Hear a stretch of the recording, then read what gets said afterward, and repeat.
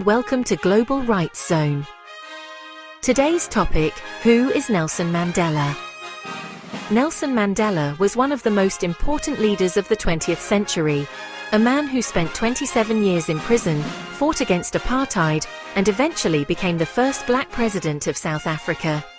But Mandela's story is much bigger than becoming president.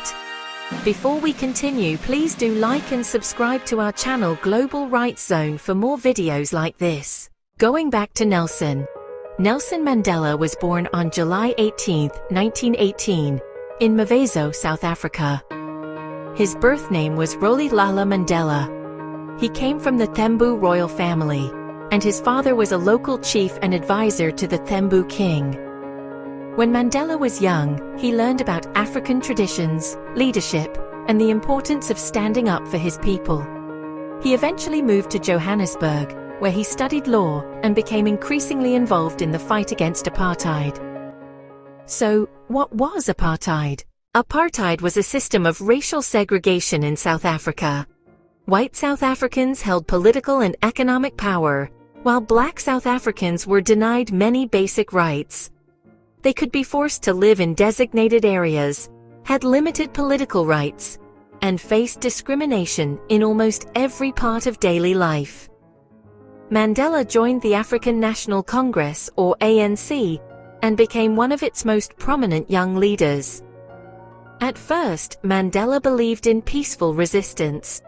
But after the South African government violently suppressed protests, Mandela and other leaders eventually supported more direct forms of resistance. In 1962, Mandela was arrested. In 1964, he was sentenced to life imprisonment for his involvement in anti-apartheid activities. He spent most of his imprisonment on Robben Island, where prisoners were subjected to harsh conditions and forced labor. But Mandela refused to let prison destroy his principles. He spent 27 years behind bars. And then in 1990, something extraordinary happened.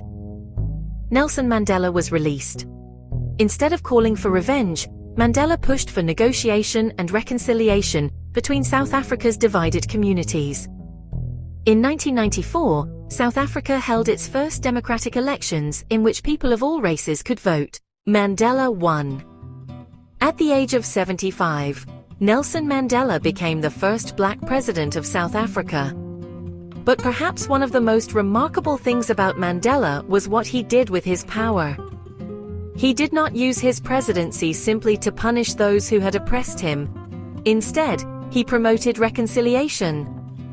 South Africa created the Truth and Reconciliation Commission, which investigated human rights abuses committed during apartheid. The goal was to confront the country's painful past and help people move forward. Mandela served only one presidential term and stepped down in 1999. He later became an international symbol of peace, human rights, and resistance against oppression. In 1993, he received the Nobel Peace Prize together with F.W. de Klerk for their efforts to peacefully end apartheid and establish democracy in South Africa. But Mandela wasn't perfect. He made controversial decisions, supported armed resistance at certain points in his life, and faced criticism from both opponents and even some supporters. That is what makes his story interesting. Nelson Mandela wasn't simply a man who was imprisoned and became president. He was a political activist, lawyer, prisoner, negotiator, leader, and symbol of hope. And perhaps his greatest lesson was that having the power to take revenge doesn't mean you should use it.